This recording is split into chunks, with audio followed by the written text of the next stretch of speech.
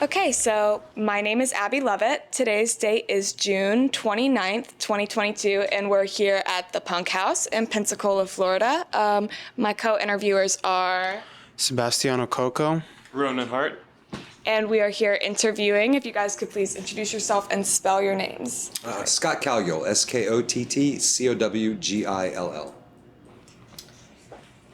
Skottcowgill. Sean Line, Seanline.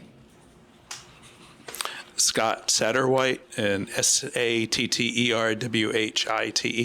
It's Scott with a C. And it's the 309 Punk House. 309. Yeah, it's 309. Okay. I mean, yeah, we want to get it right. Absolutely. Yeah. Okay, so I wanted to direct some of our earlier questions to you, Scott, because I know you have to leave early. So I just wanted to start out with, what do you know about the origins of the Punk House? Actually. All right. Origins, I would say, basically for me, it's like I was in a fire and I was in the hospital for a couple months. And once I got out of the fire, I didn't really have a place to go. But I had a lot of really good friends that found it for me. And Terry Johnson was one that found this house.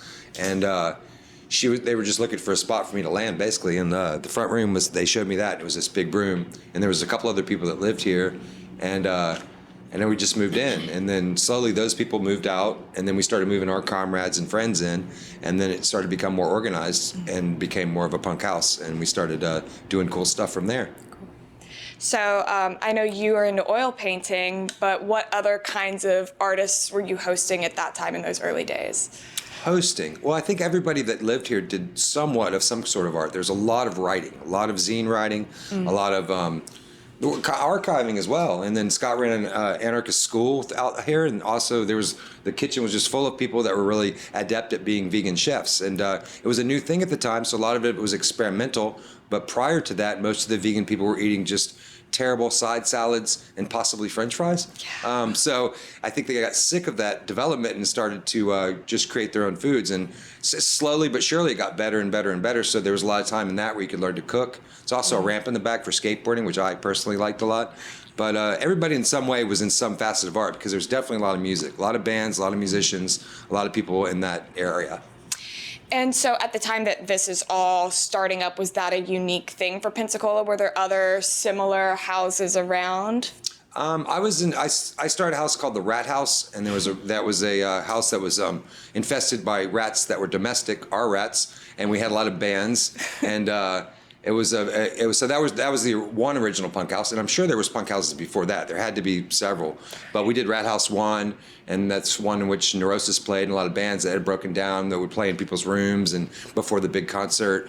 And then there was Rat House 2, and then, as you could probably guess, there was Rat House 3, and then you're not going to believe this, but there was Rat House 4, and then after 4, that was about it. No, yeah, 5. That was when things were not, it was about time to. But then this was more of an organized situation where that was just a lot of punks that were doing cool things, but this was more organized, and everyone was a little more adult just because of age. They were a little older, and even the young people that were involved were still more motivated than they were back at the Rat House days. Rat House was kind of loose.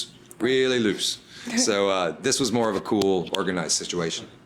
So all of these artists who are coming in, are they generally from Pensacola, or are they kind of attracted, magnet-like into the town because of this kind of scene that you're creating? I think that's an excellent question. I think that misfits and people that don't really fit in with things sort of magnate to each other.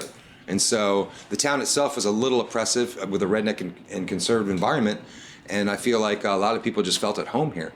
And it was very accepting, it was a very accepting environment where, you're a train hopper off the thing. If you were not, into heavy drugs or a good person or you had some good redeeming qualities, it's possible you could even end up living here. Who knows? But you could definitely stay the night, have a couch, eat some vegan food. So it was always receptive to people that were in the punk community or any community, just that they needed a place to go. So in that way, it was really kind of cool, Mm-hmm. I wonder if the Scott with the C's got any takes on that. So when I first moved here, I moved into the house in 1999. I lived in the house right next door, and it was right after I got out of the Navy. And And the house next door was, I think Aaron in the book had described it as a doghouse for the big house where we were. And I wouldn't say it's a feeder house necessarily, because I don't think anybody actually moved in except for me. But nonetheless, I lived over there in that house at 311. But the house was infested with just about everything you can imagine, but most annoyingly fleas. We tried all these different things to get rid of the fleas. Nothing worked. There's no air conditioning. It was hot as hell. The landlord was nice guy, but totally vacant. The whole house is just falling apart. So when I was approached by a couple people that lived over here at 309, if I wanted to move into the big house, then I quickly jumped at that abandoned ship over there, left my friends, and moved in with these friends. So, but I think when the question though is about the artists, so we had, something that I mentioned before I can't remember if I talked about this in the book or if I talked about this anywhere else, but it seems like everybody, just like Scott was saying, was an artist in some way or another. It wasn't a qualification to move into my knowledge, but it was, but it just so happened that everybody was. And the cool thing about it was that everybody would feed off of everybody else's work, So the way I first met Scott was, Scott was a bartender over at this bar downtown. And then I would see him with this band, Wooden Horse at that time. And I'd see them play. And so I got to know him a little bit through there. But then how I got to really know Scott was through his zine. He wrote this zine called Smell of Dead Fish. And he could tell you about that because it's a storied history, that zine. But I did this distribution thing called the distro, bipolar distribution. And I would collect all these other people's zines, and then I would get them together and then put out these little catalogs for people before the internet, and just send them out to random places, different record labels, and then and tell people about what kind of magazines, what kind of zines, records were going on here in Pensacola, and then would distribute those through the mail order stuff. And I got to know Scott through that and tabling over at Sluggos and those kind of things. So the artists that would live here in the house often would be people, who were among that circle. So Scott wrote a zine. Gabe, who lived upstairs for a while, he wrote a zine. Shari and Amanda back there, Shari at least kind of did a zine sometimes, these little poetry things every once in a while. She was a really good poet too, a really interesting weirdo. But everybody was a cook. Wyeth, he typed and wrote, did stuff. Everybody did some kind of art here in the house, whether it was trying to showcase it or not. But and a lot of people turned out to be pretty big artists, like Mr. Cowgill over here too. Anyway. I wanted to ask a little bit more about the zines, and maybe this would be a better question for you, or you guys are both welcome to answer it. But what was the content? Was there any message that people were trying to get across, or can you think of examples of what people were writing about at that time? At that time, there's all over the place, really. I mean, the cool thing about zines is that you could really do one on anything, and for almost whatever your interest is, there are zines out there that cover all those different possibilities. And probably the reason why you started yours and the reason I started mine is because we liked what other people were doing. We saw the possibilities in that, but we felt that maybe I could do something else with this, where it's like, or this speaks to me, but not exactly to me. So what I want to do is create the magazine that I want to see. I want to create the magazine that I want to read myself. So I got into punk through a lot of feminist politics, and so I would look at bands like Bikini Kill and those bands, and I wanted to kind of recreate some of the Riot Girl scenes, but just coming from my perspective, and that was generally the focus of the stuff that I was doing with mine, but all of them were different, and all of them came from different angles, and they reflected the person, because in most instances they were just written by that one person, and then they would gather like one or two articles from different people. And Scott. Well, I guess, the zines were multifaceted for sure, and mine as well. And it covered a lot of ground because you wanted to cover the bands and make sure people knew about the shows. Interviews with the bands were quite common and oftentimes pretty boring. There was also a lot of just political activism involved, and whatever was going on at the time, whether it was the war, the Klan was coming to town, we were protesting that, or just sort of reinforcing our politics and the things that we thought were right to a younger generation, but also the audience was very small because there weren't that many people, but we're sending them off all over the country, distributing them through, a lot of other record stores or like-minded places in Portland or Berkeley or wherever we could find other people that had those kind of ideas. And a lot of the influence of the zines that came from those places were influential to me to be like, wow, this is really well written. I thought I was pretty well written, but this is way better. And so it would prove each time I'd read somebody else's work and be like, wow, I need to step up my game. This is like great, So that would help you just keep trying to raise the bar a little bit and try to write a little bit better, because before that you didn't really have that many zines to look at. There was like Max and Rock and Roll, Flipside, which are mostly music, a little bit of politics for sure, but at that time it was mostly music, and we wanted to do something that was reaching a lot of different people and also bringing a community together at the same time. So one way that we did that, or that impresses me and answers a couple of questions that you guys asked, is with something called the Zine Challenge. So this was like over 8 weeks, somebody made like a ransom note that just said, like a Sex Pistols cutout type of letter, and Xeroxed it and challenged everybody in other punk houses to write a zine in 8 weeks. So like he was saying, we push each other and we challenge each other. The Pensacola little punk DIY scene was very like, it was very participatory. It was like everybody was just, it was very playful. So it wasn't like, it was like the only people that lose are the ones who don't participate. It was a challenge. It was just do it. But this is the kind of energy that came out of people here and that inspired people to come here or learn something here, I think. It was is that playful, creative thing. So I think that it's true. Everybody that lived here, if you didn't live here, you were probably home, or where would you be living? It was like fun to live here. There was a big bend in the train tracks right here, so all the trains slow down. All the kids hop off and they hop on, and this became someplace that people were welcome to come stay. And if you were respectful, you could stay for a little while, and you couldn't stay if you were disrespectful to the place. But the idea of like of it being a place that attracted people. What was I trying to say? This is why I don't talk very much. No, you're doing great. I'll just go off and then I'll forget where I'm going, but I'm going somewhere with this. It was that when you're, it's a creative lifestyle to live in a community of your friends who are all artists. You're just like living in a creative way. If you get hungry and you have no money, you call a pizza place that's about to close, order way too many pizzas that get thrown in a dumpster and then go pick them up later.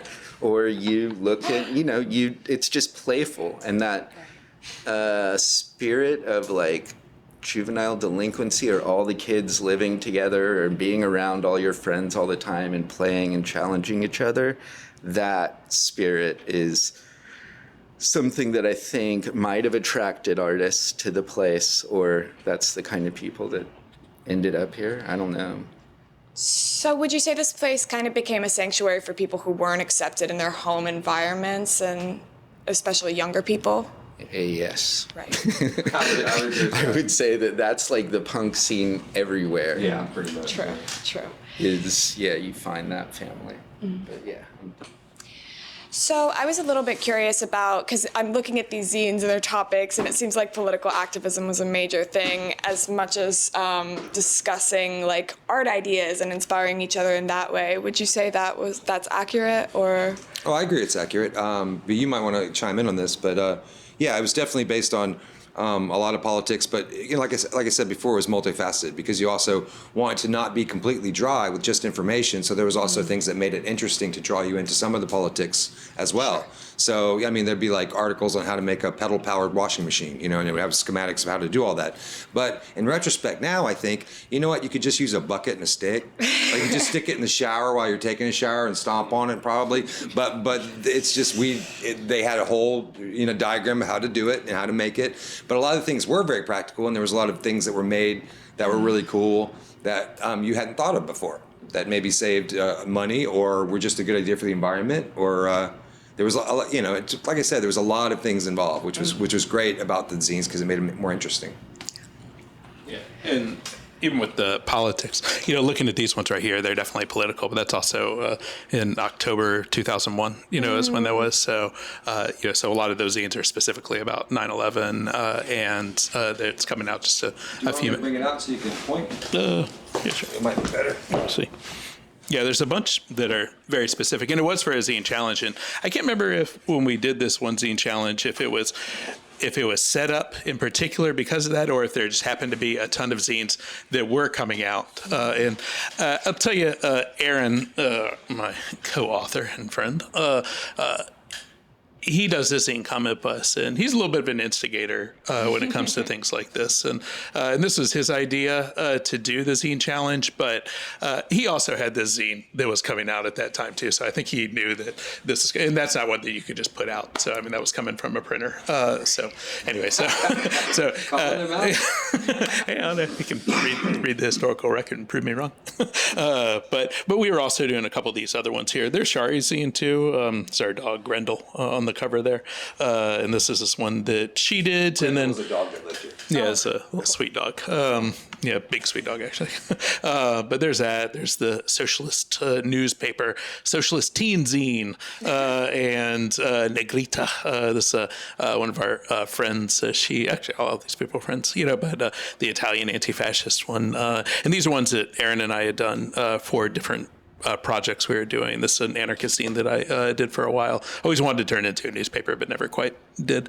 How about Spit Shine in Your Eye? This one's great too. The person who wrote this, the zine is mostly, it's been a while since I read it, but the zine is mostly about sewing, and the binding of it, and most of them are stapled, but hers was sewn together with sewing machine. And yeah, it's really cool. I mean, the artwork is great, and she did all of this. And she's the woman who owns End of the Line Cafe, runs End of the Line Cafe right over there. Interesting twist there. She owns End of the Line Vegan Cafe, which is a very successful cafe, and it's great food. If you get a chance to eat there, you should. But also, as I was referencing earlier, someone who was in the kitchen trying experimental vegan food and working stuff out. And it's just funny how that comes around and became something really cool. And a lot of the people that were doing that back in the day became excellent chefs. One of the guys, Raimo D, he is the head of Rainbow Groceries, one of the top board members, and that's an all vegetarian grocery store. There's no meat served in the entire grocery store. It's a legendary co-op, been around forever, really cool spot. A lot of punks work there, and so it's interesting that it carried on because of that drive to do it. Yeah, and even with the food too. I mean, the food, when I don't know if you read the book or not, but in the book, one of the things that people will talk about a lot in this book here is when people go to get it, they're often expecting to hear a lot about punk, but there's really not much about music in here. There's only a little bit, but there's a lot more about vegan cooking in here. Awesome. Everybody was chefs, everybody was cooking, everybody was learning to cook. And, it grew from this kitchen, but then also it moved over to this other place that we had, the Core House, which is this anarchist info shop on Garden Street. But then right before I moved in here, in fact, it might have been the first time I actually came to the house, they did this thing called the Spare Change Cafe where they turned the house into a restaurant. And Scott, I remember when I came in the first time, Scott was here as a really funny maitre d' and was standing at the front, and everybody was just collecting money, and people sitting anywhere they could to eat all this food. But then from there, we'd go to that. It turned into Food Not Bombs at times, so people would do Food Not Bombs from the same stuff. And you go to the Food Not Bombs, and everybody's learning. As everybody's learning how to cook, that they're trying all these new things. So you go to Food Not Bombs, and there'd be these wheat balls, instead of meatballs, or all these different things that people learned about and tried to experiment. A lot of seitan. Yeah, a lot of seitan. Which turns out not to be so good for you, but we didn't know that at the time. Yeah, right. It's not really good for your digestive system. It was maybe one step up, or maybe it was equal to all of the mac and cheese, the vegan mac and cheese that we made, and all that stuff. But we're going up to Papa John's Pizza and just taking off the crust, or taking off the cheese, and then putting veganese on the top of it, and putting. We had some gross shit. But good time, but not so good. I can only imagine the smell. Yeah. Right. Sure. But the food was a really, really big part of all of that. I just wanted to chime in on the Spare Change Cafe. So when we created the Spare Change Cafe, what we would do is there'd be a large table here and chairs set up, and it looked somewhat like a cafe. We'd also have a porch sitting as well. And so kids would come off, for instance, off the train. This is a true example. When they came off the train, and everybody was pretty adept at cooking the vegan food, except for me. I made several attempts, and it always came out terrible. I just couldn't get a grasp of it, wasn't good at it, loved it, but just couldn't figure it out. So I was the snooty waiter guy. So what I would do is I'd have a cloth over my arm, and I'd like have my hair all slicked back, and I'd dress up, and I'd be like, they'd come, and I'd be like, table for 3, and like these train hoppers are all just off the thing, they're all just smelly and tired, and they're like, sure, man, I guess. And then we'd sit them all down, and then we had our plenty of appetizers starting, and then also some, I think it was a Kool-Aid drink or some sort of drink that was a juice-based drink. Wasn't Kool-Aid, but anyway. What was it? One sweet tea. Yeah, so it was sweet tea. It was sweet tea. It was sweet tea. And anyway, so these guys are nervous because the setup seemed like it might cost some money. And obviously, if you're hopping trains, you probably don't have much or any. So I would set it all up or whatever stuff, and they'd be nervously asked, like, okay, all 3 of us are eating. Just curious how much it's going to cost us. And I'd take my pen and paper out, and I'd start scrawling numbers and scrawling this and looking at them and scrawling stuff, looking at the table and scrawling it. Be like, all right, so for each one of you, that's going to be $1. The total is $3. And they'd be like, what? And so that was always fun. And so it was always fun to see their reaction when they realized that they're getting a whole lot of food for a very cheap amount of price, because we like doing it, and it was fun to do. We even had a card, a little stamper card that you could, like, Spare Change Cafe, that if you ate like 10 meals, you got one for free. Your little handmade cardboard, like Subway cards or something, So that was kind of cool too. I think Shari made those. And I teach at the university, and I'm teaching the book right now. And in the class I was teaching, it's all online, but I'm watching the discussion boards as people are writing about it. And the Spare Change Cafe is the one thing that comes up almost all the students are writing about that. They're saying that, first how weird it sounded, how they couldn't imagine living in the house, but would love to have lived in the house too.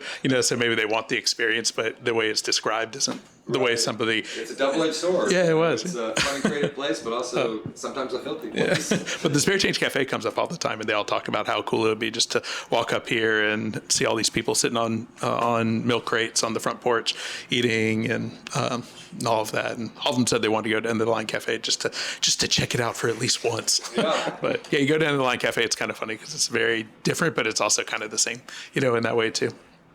But all surrounded around the food. That and these huge potlucks that we'd have all the time over here. Best. We'd have a large table that was.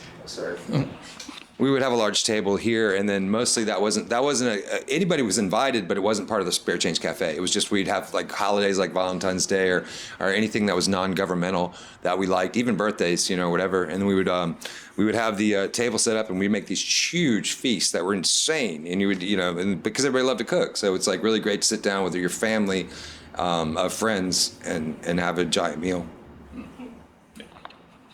Yeah, we used to do the potlucks quite often, and sometimes we would think of just random holidays to do them. So we would.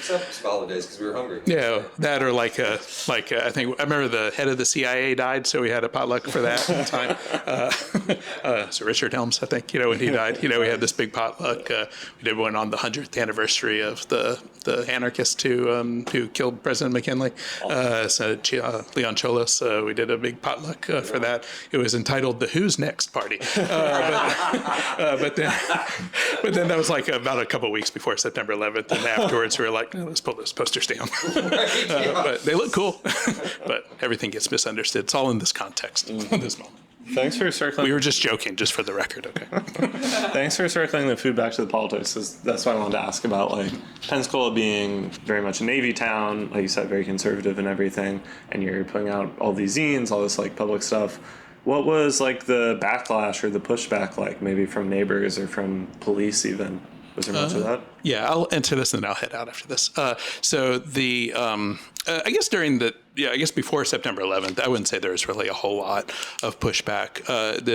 We fit into the neighborhood. The neighborhood was, pretty mixed racially, economically. You ride through now and stuff, it looks a little bit different, but still, there's pockets of what it used to be. But for the most part, I mean, we kind of fit in. I think where we started to meet resistance is when we opened up the cafe, end of the line cafe, because just about all of us here were in some way or another a part of the cafe.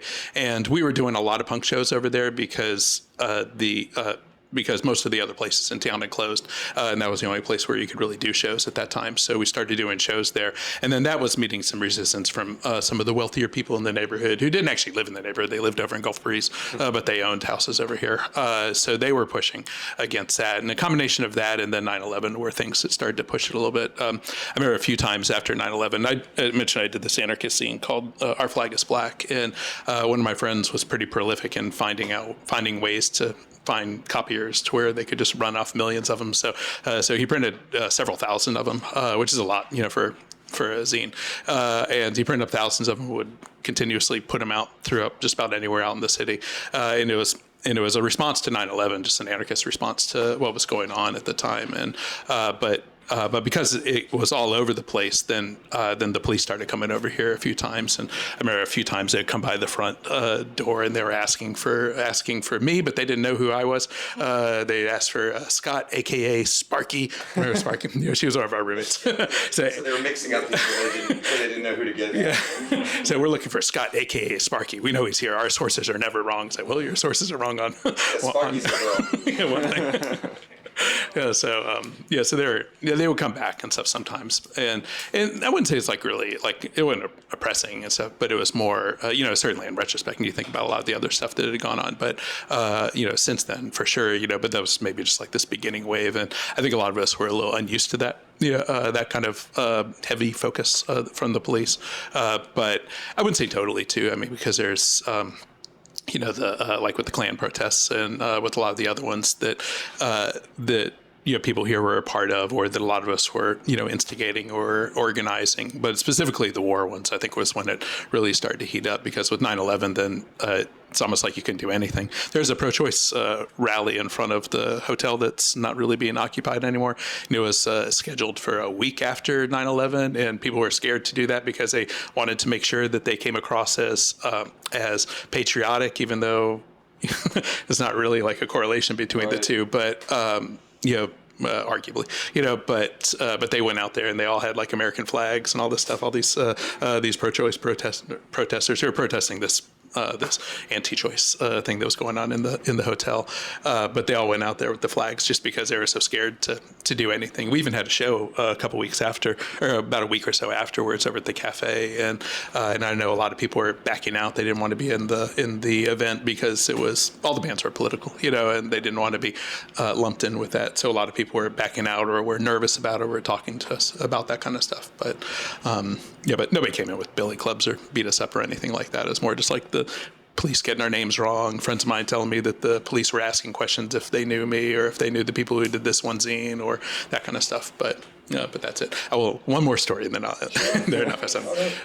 one of the zines in here is this kid who he never lived here. He often got drunk here sometimes and would sleep on the porch sometimes. But this guy Ben, and he did this zine called Super Sucker International. He was inspired by us, and he was in the Navy, and his zine was, I think he'd even admit this now, it was pretty amateurish as far as like the politics go and even the design and all that stuff, but he just liked the stuff that we were doing and wanted to be a part of it. So he did, but he was in the Navy, and he had all these centerfolds in the middle of it that would say, it'd be like, just like fuck Paul Wolfowitz or fuck Donald Rumsfeld or George Bush or anything like that. So he's in the Navy, though. I mean, you can't really do that while you're actually in the Navy. And he was a cryptology technician, which is is intelligence. Yeah, and he wasn't doing this kind of intelligence, but he was listening to Soviet or Russian subs off the coast of Japan.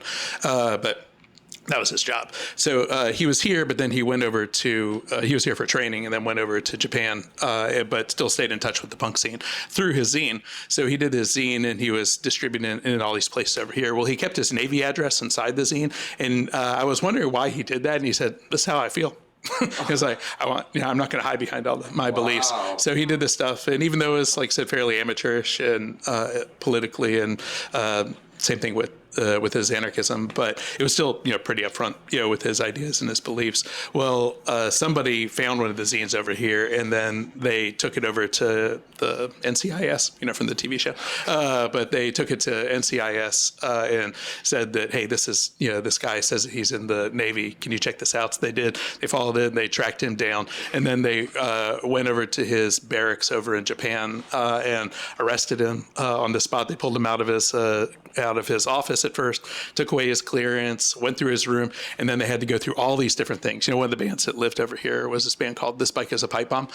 So he had these CDs, and he had to explain this bike is a pipe bomb. It's not necessarily a threat. And then they went through every single page in his zine, and they started looking through all of these lines in here. They would show, like, he had a picture of one of our tattoos. We have this water tower as one of our tattoos, and it has sometimes it'll have flames on it. And he wrote "Destroy the water tower." Yes, Scott, that's a good one. And he wrote "Destroy the water tower." So it was just kind of. Well, I mean, in retrospect, Destroy the water tower. it's just kind of some stupid thing, that he wrote in there, but he didn't mean it.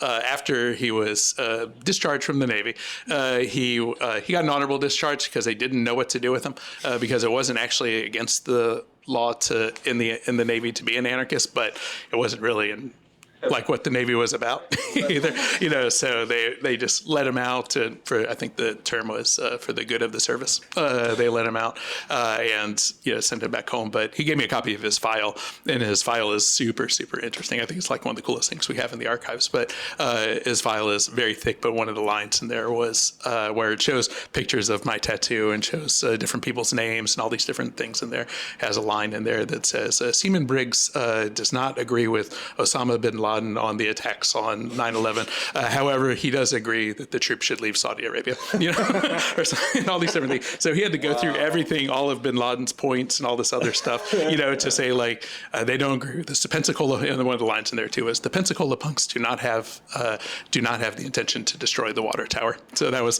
clarified. We like water. That was clarified in his discharge, from the Navy. But yeah, he came back and he was around for a while over here. I think he ended up marrying this anarchist lawyer, and now he lives out in Oregon. He's a Great story. Yeah, That's an awesome I story. didn't know all those details. no, Awesome. yeah, he has a super interesting story. Yeah. Anyway, all right, I gotta go. So good to see Thank you Scott. so much. Yeah. Really appreciate it. I'll see you. Welcome back. All right, bye. Pleasure to meet you. I don't remember. Oh yeah, absolutely.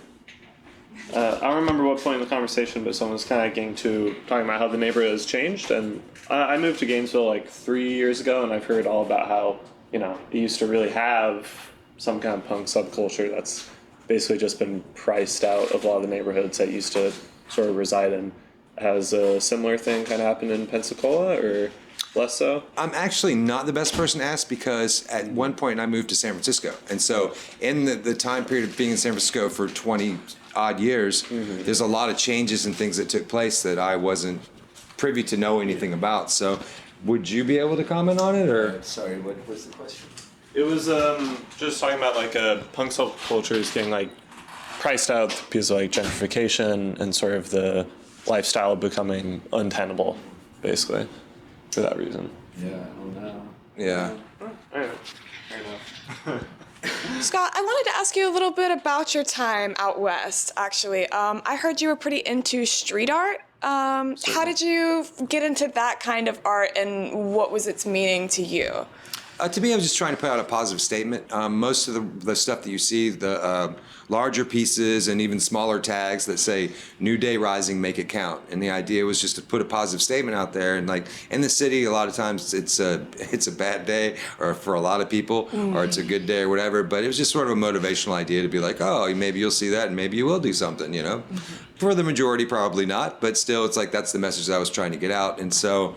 Being involved in the Clarion Alley project, which is a project that's been around for, 80 years or more, but probably longer than that. But it's a mural project, and there's a board, and they let you paint in this alley. And it's just covered with everybody from Twist to all kinds of famous people, Andrew Schultz, and so it's just a really good alley. So that's sort of a spare time thing, because obviously you're not getting paid for that. They're not paid murals, not paid for any of that. It's just what you do when you're not doing anything else, pretty much. I see. How did you get into that kind of art? Was that like your introduction, or was it something you got into later? I had been painting all along, but the graffiti aspect was definitely San Francisco based. After seeing everybody else's work and the fact that you're also talking to other artists, like when I'm doing a show with, say, but not anymore, but back then, Tommy Guerrero or Mark Gonzalez or somebody like that, I would do these small shows, but also they would be able to see your work and you would be able to see their work, and you're sort of talking to each other and seeing and building a motive for the public. Maybe it's correlated, maybe it's not, but I just like that way of speaking, and it's like, even if there's not any words, I just love the imagery of, oh, there's so-and-so's work or there's so-and-so's work, and that kind of camaraderie, even if you've never even met those people or will never meet those people, is just kind of neat to be, or try to be a part of that scene. Mm-hmm. And I'm also aware you made a short film. Is that correct? I didn't make anything. Oh, okay. Yeah, I've been in a few short films, but you had an IMDb page. Oh, I was in East Bay Turning It Around, which is a great documentary that you should definitely see. But I didn't have anything to do with filming it. Oh, okay, I see. Yeah. What was that about, or what was the goal of that That's project? about the East Bay scene. It's really great. Iggy Pop is the narrator, and they talk about sort of like how the roots and how everything started in the East Bay, and it's really comprehensive. The director is Corbett Redford, and he's been involved in the scene for a really long time, and it's really great. You see the beginnings of some bands that are known now throughout the world. For instance, Green Day and the starts of that, and just the early East Bay Gilman Street product. So many bands that we know of today or influenced by that came from that project.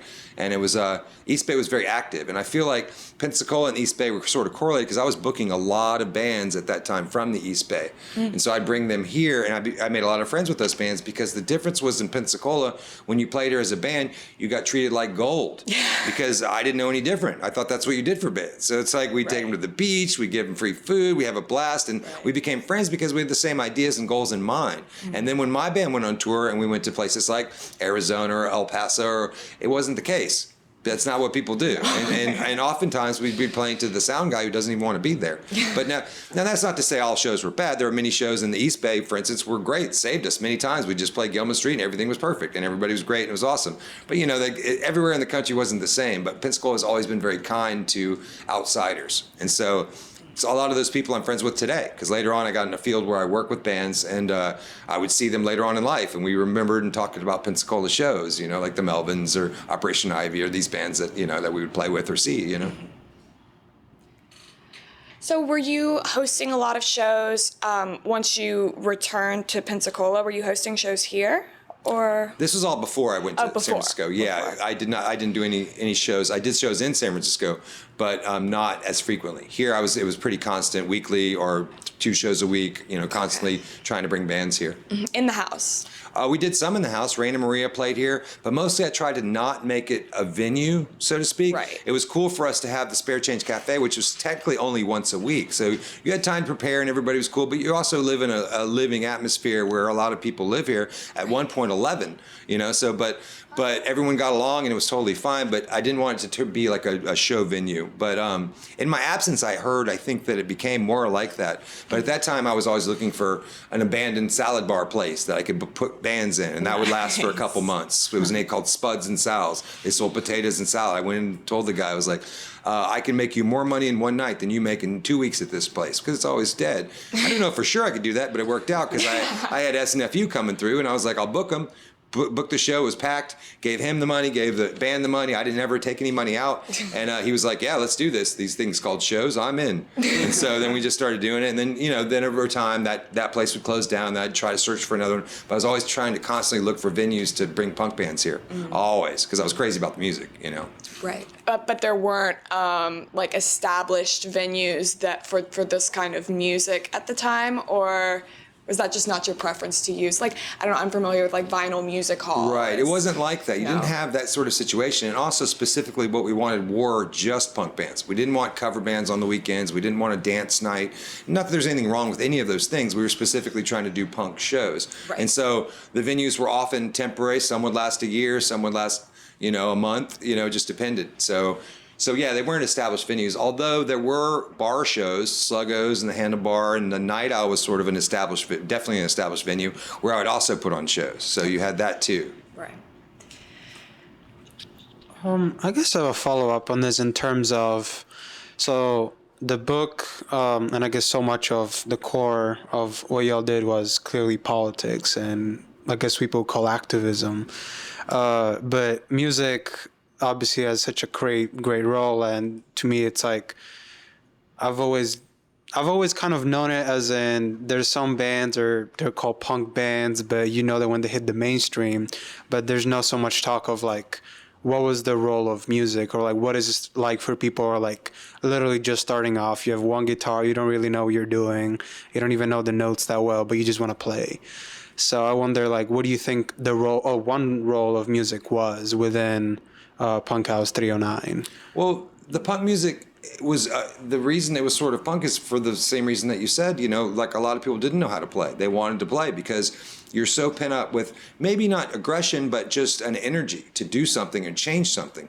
So you're constantly wanting to do that, and your bass only has one string because the other one's broke, and you're just like and like you're like, well, they got a guitar, that guy I know, a drummer around town or whatever and stuff, and like you just sort of made it happen, and it wasn't always good. Sometimes it was hard to listen to, but over time those bands would get their statement out, and the bands would get better, and you give them a couple years, and all of a sudden it sounds like an actual song. Wow. So, yeah, it's just so interesting to think of this stuff going time after time, and it be like almost like trying to make sense out of chaos where you have little to few resources. I'm sure there's plenty of places in town where you couldn't play funk music. Oh, So yeah. it's just so interesting to think of like you had a place to gravitate. It almost sounds like music was just one of those factors that would help people sort of let's gather around. Definitely an avenue, because it was also a scene that you could go to, and then when other people would come to these shows from out of town, it was always accepting. You didn't go to the show and people were turning their nose up at you, didn't feel like you were punk if you weren't dressed correctly or whatever. We were just glad you were there. Because, for one thing, you're giving the band some money, which is helpful to keep the whole thing going. But also, maybe you'll change into, like see some things that influence you or help you out. Or maybe you'll start a zine next week or whatever it is. It would be cool. That didn't always happen. But sometimes that acceptance was very important, because we were glad to have a group of people that we all were like-minded, because we were a small minority, Mm-hmm. So earlier, the zine that you were publishing for a while came up, Smells Like Fish. No, it was Smell of Dead Fish. Smell of Dead Close Fish. enough, yeah. Okay. Anyway, it piqued my curiosity, so I wanted to know a little bit more about the inspiration for that and the aim or message that you were trying to get out. Originally, with the Smell of Dead Fish, I was very young, so I was in high school. So the zine that came out, it would charge 15 cents. It was probably about 10 pages maybe, and there would be blurry photos of skate antics that we're doing, skateboard photos that were hardly bearable to read, terrible interviews that I did that I didn't know what I was doing, where I'm interviewing 7 Seconds, for instance, and I'm asking them questions like, what's your favorite color? Like just dumb stuff, because I didn't know what to ask bands, yet. But as I did it for a long period of time, I got better at it, and then playing music, I was like, questions that I would like to be asked, I could ask them. So it got smarter. But at first it was pretty bad, just some drawings and some skateboard stuff, and then we had some crude ideas of like trying to protest fish kills in the bayou, but simply because we wanted to swim in the bayou. It wasn't, so the politics were very light, just based on what we were seeing around us. Right. And they weren't. But as things progressed and things happened, and we got more knowledgeable and more people got involved, because there were many writers, it wasn't just me. I was mostly the writer, but I was also accept articles from all over the country. People would send stuff in. And my thing was total free speech. And so I have been criticized for that before, because some of the anarchist stuff was really juvenile, because they were also high school kids later. But the thing was, although they were juvenile, I felt like it was important for those people to have a voice. And so as long as it wasn't, something offensive or whatever, which, didn't happen. It was like, yes, this is a very vague and young view of something, but it's important to that person, and it was, because those people started coming to shows. They showed it to their kids in other high schools. They were just really proud to be published, because I know publishing for me when I was a little kid was very important, because I was like, oh, I can write and say stuff and other people will listen, because you didn't get that chance as a kid usually. Depends on your parents, I guess, but yeah, it was just kind of neat to actually put out a publication and be like, oh, this person's interesting, let them write too, and then you could add more, and that's how it kind of formed. So a lot of your collaborators on that project were younger, like up and coming types of writers, and it was sort of an opportunity. It seems like kind of like the thing you were doing with the band, just same kind of thing, grassroots, learning how to do it, and then it gets better slowly over time. And then, I will say that when I met Aaron Comet Bus, my zine was going pretty well, and when I booked his band Crimpshrine here, he gave me his zine, and I was just like, what? It was so impressive, and I was like, that really helped me, and we became really good friends after that, and we continually wrote and sent each other our zines and made that happen. But his stuff was just so impressive, and he was just far beyond what I even knew was possible in a zine, and so that made me try a lot harder and work harder at it. And we're still friends to this day. He's a great dude, and he's still putting out great material. That's awesome. So you're able to kind of plant these seeds and then sit back and watch people come into their own. Right. Yeah. That's really cool. Either of you guys? Unless y'all have more questions about kind of past iteration, I'm curious to hear about the artist in residency program. Sure. But y'all have anything? No, I was gonna start heading there. Yeah. All right. So, what is that? What is this place now like? So what they do is every month they do an artist in residency. So the artists can stay here a month, and they put out as much work as they can, and then they have a show at the end. And it's just a really cool project because people can stop by, also see 309, see the archives room, which you guys will see later. And it helps 309 in the way that it makes it more public, but also it helps the artist out because they'll sell some work, they get to show their stuff, and it's also a great place to be, and it's a great project. And also the artists they have are great coming up. Tim Kerr from the Big Boys is up next. I believe they have Christy Rhodes on the bill. So that from New York, they have some really, really good artists coming through and they just stay for a month and do it up. That's just really cool. I can't think of follow-up. Okay. So I wanted to know about sort of the perception over time. Maybe have you seen the house become more well-known throughout town over time or in this newest iteration, or has it always kind of been part of the subculture? That's a good question. It is very much more public. Correct me if I'm wrong, but there's a 309 day now that was instigated by the mayor. Is that correct? Did I say that right? Okay, yeah. Nice. So the public, they've finally seen that what we're trying to do is good things. It's not like a bunch of crazy kids with mohawks running around, blowing up the water tower. It's like it can be both. Right, Yeah. right. Yeah. And so I think that in my absence, because like I said, I'm not from here anymore. Well, I feel like I am a little bit, but in my absence, there's been a lot that has happened, and a lot of the public has accepted it, and they've been working with a lot of groups with like-minded ideas, and it's no longer a pariah. It's more like something that people can support and enjoy, and so it's really cool to see that, because back then it wasn't like that at all. So it's more organized, and a lot of the efforts just come from the people that are the staff of 309, like Scott, who you met, and Valerie George, and Sean Lanezzo, of course, and many others that are volunteers or work with the program. They just work their butt off just to make cool stuff happen, and it's really cool to see. So right now, it doesn't seem like there's 11 people living in here. No. Is it just you, or? No, I'm just the resident, so I'm here for a month, but he lives here, right up there on the top floor. And then Barrett, another guy, lives up there on that floor. And the bottom is pretty much reserved for the artists in residency, which is really nice for people who are artists coming through that can utilize the whole room. They have a little spot in the refrigerator, they can put their stuff, and then they've got their own bathroom. And so it's really a good place if whatever art you're trying to do, it's a very conducive environment for doing that, because it's very relaxing. You've got your time to do it. You can sit on the porch and hang out. It's like a great place to paint. Yeah. But also probably sculpt and everything else that'll happen. Also, the house isn't just a punk house anymore. I think that's kind of what you were getting at, is it came down to one person was left living here and the house was falling apart. And it was after the ghost ship fire in Oakland. This big art warehouse that a lot of kids were living in that wasn't zoned to be livable. That's awesome. And a fire started, and there were just like tapestries everywhere, and like they made all the lofts and everything. So there wasn't a fire exit plan. So like there's these huge parties, and fire started, and a lot of people didn't make it out, and that was like a pretty big news subject that week. And around that same time, the landlord of this house decided that they need to probably do something with it, so they were going to sell it. And they were going to make these all these houses over here are brand new, and they all look identical, and they're just very cookie cutter.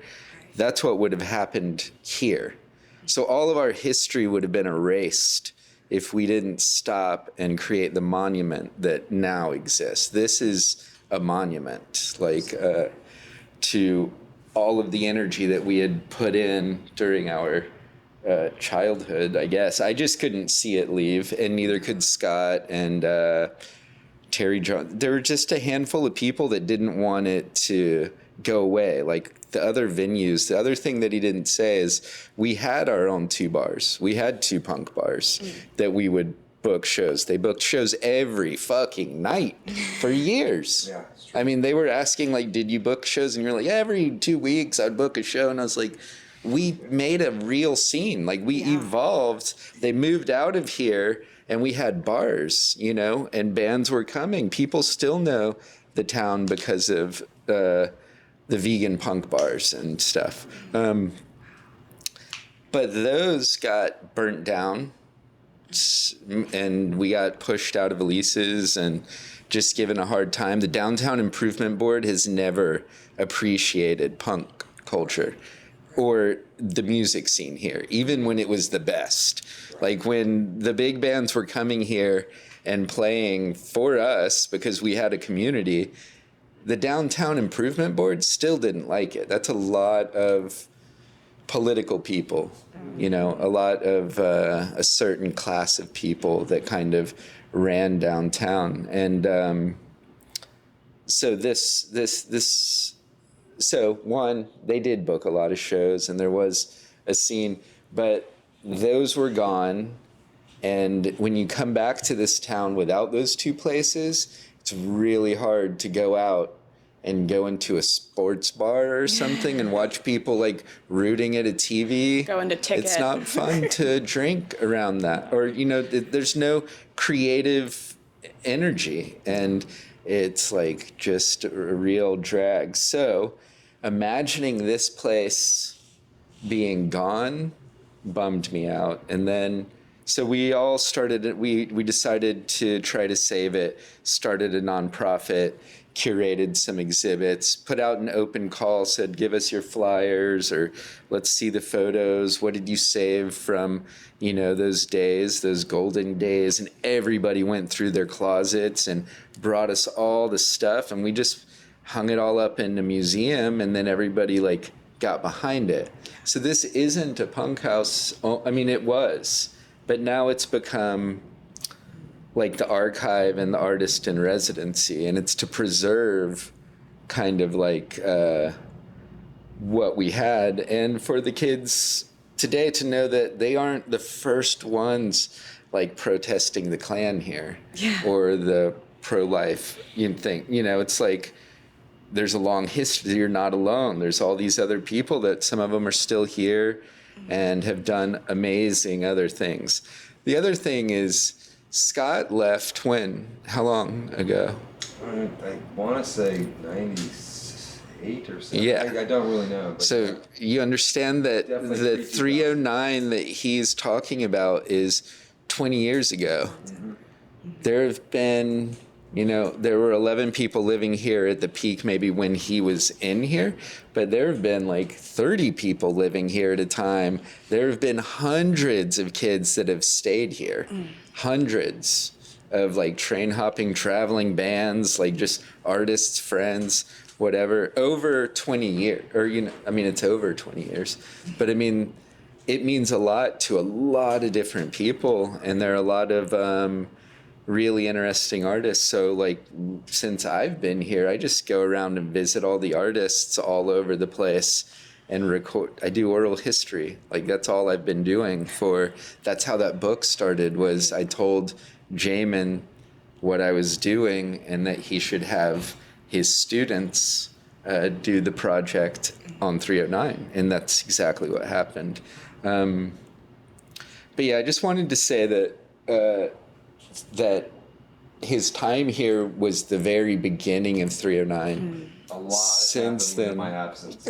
Yeah, and then now what it is not what it was even 5 years ago. Now it's like a nonprofit. It's kind of like, I mean, it's not a job. I mean, it's a job for somebody to do. There's a board of directors. There's like people managing it and stuff, you know. So it's not what it was. I was just clarifying that. No, that's how the artist in residency works. And we try to write for grants, and you know, we like to gang up with institutions that can help us get grants. Okay, noted. So I actually had a little bit of a question about this kind of period of decline, and then about what time this resurrection movement happened. So when was sorry. What was it? Yeah. So when was the point where all of these different punk institutions around town were being forced to close down, and then at what point was this resurrection effort started? Like years, roughly. Just trying to get a timeline. The resurrection effort being the preservation of 309? Yes, bringing it back from the brink of gentrification. That was 18 when we had that exhibit, or 2017 or 2018. Mm-hmm. They were the Ghost Ship Fire, it was like right around that time, like 2017, I guess. I don't really remember. That's okay. It's still going to be better than I would. Yeah. I was in San Francisco. I actually travel constantly, and I have traveled ever since I first visited this house. Like, I never lived here, but I would always come here and always make friends here. And I mean, just throughout all of the years, I've always come back to Pensacola. Yeah. Like before the pandemic, I lived pretty much in Japan, but I was working down with the Seminole tribe in South Florida, and I didn't go back to Japan, but I had started this nonprofit and we couldn't open it up to the public, so I just moved in, and I spent the pandemic here, and so it really just started what it is now, like post-pandemic.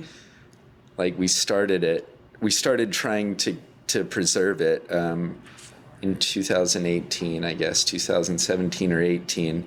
And then we had to raise money and put down a down payment and get all this work done to it because it was literally falling apart. I mean, the bathroom, the tub was you couldn't get in it because it would fall. There was a hole in the floor. When I was here, Yeah, it was just gross too. In the kitchen, So I've heard. Yeah, the toilet right next to the toilet. Somebody, and yes, it was possibly me, thought it was a good idea to put zines right next to it so you could read. Well, when you've got a pile of zines, as much writing that goes on here, this high, and then over time, moisture, and it just turns into mold, and there's probably like bugs eating the zines, and it's like nobody's really reading them, and they're gross, and it's just a big pile of gnarly paper that's weird, and like so there was that, and then like he said, the bathtub's falling in, and then the kitchen was just scary. Like you were like, whoa, I don't even want to use the fridge, you know? Like you'd look in it, but you wouldn't really go in it. But yeah. it was just different. I just want to mention the zine thing. How did you get the funding to make this, to restore this place? We didn't. We took out a loan as a team. Team loan. Yeah. So. Team loan. No, we've done a bunch of like little events, and we do fundraisers and stuff. It was hard during coronavirus because we did everything online, so we were just like making up programming and like dumb stuff for fun. Pretty much the whole thing is done for fun, and that's the whole punk thing, the whole everything that about punk. It was it was fun too. It wasn't, I mean, that's like something we don't really talk about, but it's always been really fun and enjoyable. And when you're doing things that you feel politically, and I mean, you know, that feeling is very righteous, or it's just good for people to feel that and act on it and have that voice and stuff. And I don't know, but it's always been very playful here.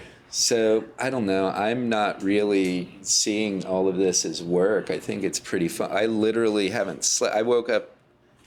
I was in LA like 12 hours ago, you know, for a month. I just got back, and like you guys appeared, and I was like, what are we doing? This is coffee, the first coffee of the day without sleeping last night. Oh man. Yeah. I don't know how you're still here talking to us right now, but I'm glad you are. I mean, I'm pretty brain dead, but I feel like that's all just the energy, and like that's fun. And to keep that energy alive and everybody just creating stuff, like coming here, getting to talk to him with him about all of this, that's, I don't know, that's kind of what I do it for. Right. Pretty much. Right. It's not about the money or monetizing or publicizing. Yeah, this. you're not, I mean, that. What money? Yeah. That's Enough to break even. Maybe. Well, If you're lucky. did you guys? Yeah, go for it. So there's kind of been this question that's sort of buzzing in my head, where it's like, you know, I guess it's not like that's like the metric, but for whatever reason, the idea of punk in mainstream culture and a lot of people's idea, where it's just the image, like you said, the certain haircuts, or it's like me, I don't have any kind of ink on my arms, like, oh, you're not this anymore, you know. But it really sounds like here it wasn't that. It was much more on like the ethics of doing things, actually doing things. And I guess that leading up to the question, which is, out of, obviously these are very difficult situations to manage, plenty of people going through really rough times that don't even really end. So how do you find order, or how do you think you found order to sort of like make this outside of order only exists with government, or the order only exists when you're a corporation and you gotta see, oh, like that model seems to just didn't exist. No, you are who you are, and yet you're making it work. How do you think that happened?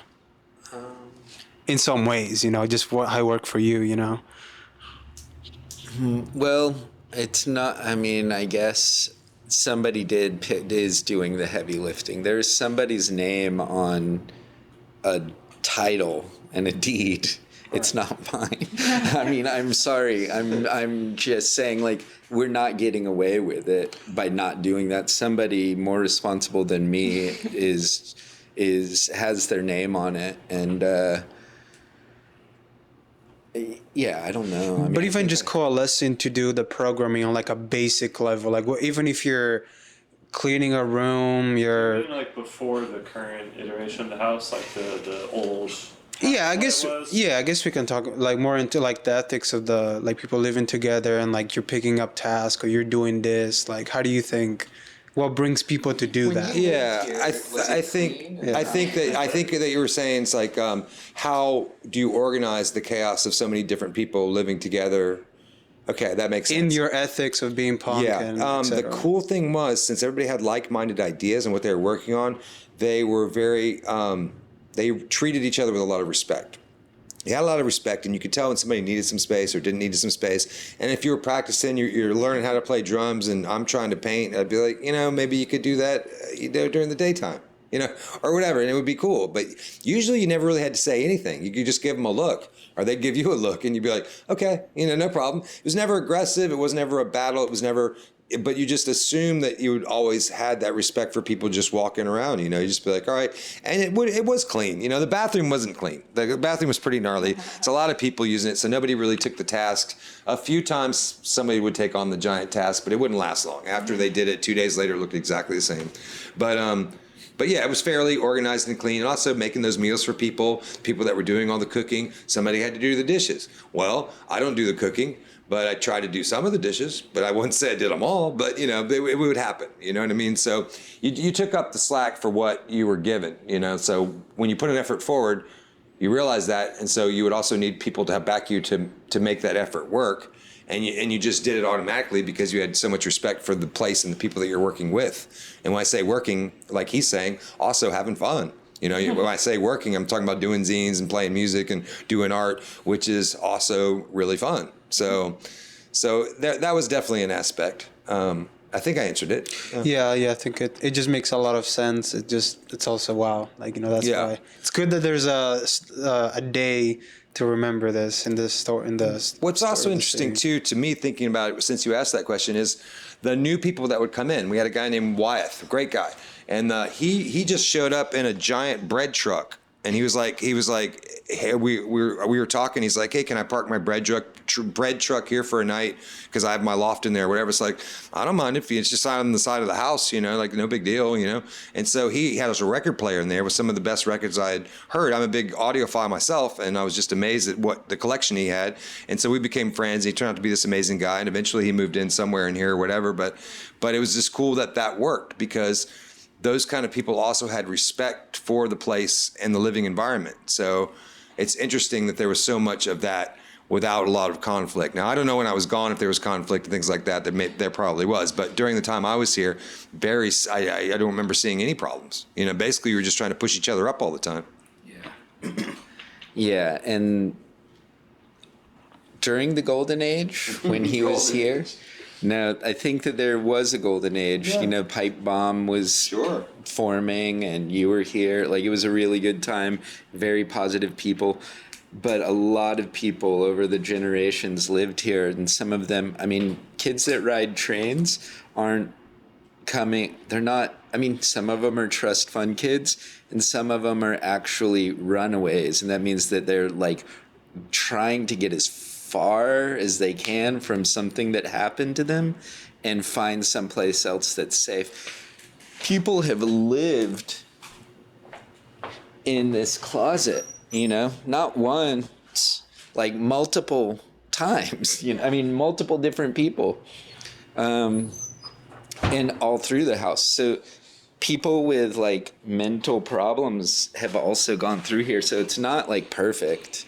It wasn't always orderly, and there were a lot of fights, I'm sure. These are people that have drug problems and drinking problems. There were real punks in here, not just artists sometimes. And I was just saying that to kind of illustrate that it isn't what it was. It's now it's not corporate, or I don't know what it is, but it's more organized and mature. Yeah, I feel like it's an adult version of what it was. Yeah, in the golden age. Yeah. Now let's get some silence. Right. Yeah. I thought it was funny that you asked that because I feel like that's a question all of anarchism is trying to answer. How do you order the whole thing without being coercive? But I don't know. I thought that was an interesting one. But I'm also curious, is there an existing punk scene in Pensacola now? Not in this adult version, how you just said it, but absolutely.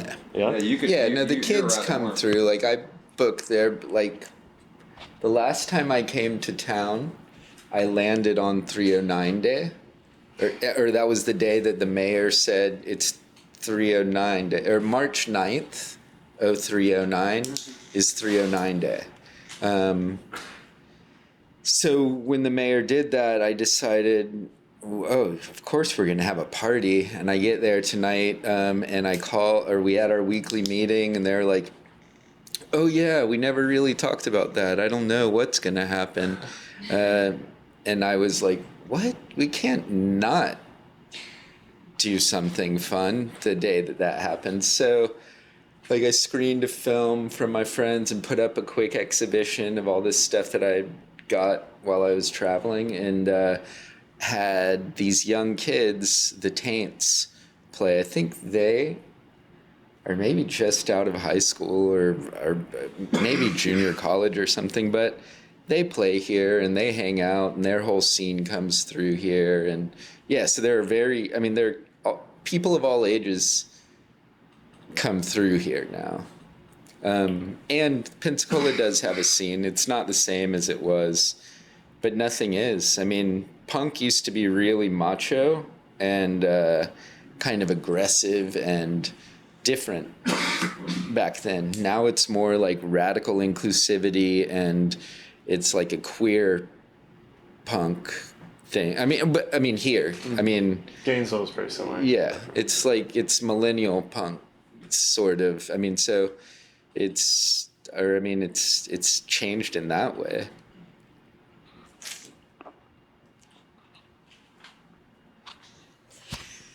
So I just wanted to ask some questions about your hopes for this place as a, now that you've finally got fully up and running as a nonprofit and you're able to have people, the pandemic's less of an issue. What's the goal? I think the goal is to continue to invite artists in residency and inspire the community here. That's what this does, is it brings somebody, so far it's by invitation. We're not like having an open call and reading a bunch of applications, because that sounds like work. Yeah. To invite your friends to come spend the night for a month, that's like fun. Right. So, we invite people to come stay, we eat dinner, we make art for a month, and we have a show that we want to continue doing.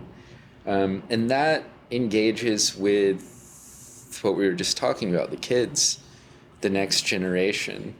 And so by curating artists, I'm looking for people that that have inspired me, that I would like to share with the people here. And then the other thing is the archive, which is, I don't know, it's a lot like seeing your voice in a zine when you were, it's like if you were participating in this scene in any way and you have a flyer for a show that you've done, we want to keep it and we want to tell, you're a part of the story. It's a story that's continuing to evolve. So the house is like a monument, and what it does is, and this is what it does, kind of. So it should perpetuate that energy that inspired me when I was a kid, and then keeps going like long after we're all dead. Yeah. Like we're all gonna die, and maybe this will still be here. That would be neat. And then Scott, I wanted to ask you about your goals as an artist. What you try to communicate maybe with your art, and maybe any messages you want to send with it. I'm just gonna keep doing it. I'm addicted to art. I like it. It's what makes me happy, and I enjoy sharing it with other people because oftentimes it makes them happy. The message "New Day Rising." There's many messages, and then some paintings you might not find a message at all. Right. Maybe you found your own message. But yeah, I'm just going to keep pursuing it, and also keep doing shows, and hopefully have some good bands there too sometimes, I don't know. Absolutely. So are you headed back to California after you finish up your residency period here? Yeah, I'm back there. I have an open ticket. I haven't bought my ticket back because after the residency, I plan to hang around town a little bit because I've been having so much fun and the people are so nice. And until it gets not fun or boring or I can't find a place to stay or something, then I'll go back. But I've already paid my rent for July there in California, so I might as well hang out till then. Sure. So I'm gonna stick it out, try to get my beach time on, try to get my pool time on, because then I'm not painting full time. So what I really like to do, honestly, is pool full time, because in California you don't see pools that often. The weather doesn't really allow for a lot of pool business. Northern. San Francisco, right. You see two maybe every year. Maybe it's just not an issue swimming. And the water at the beach, although it looks beautiful, is ice cold and will freeze you to the bone.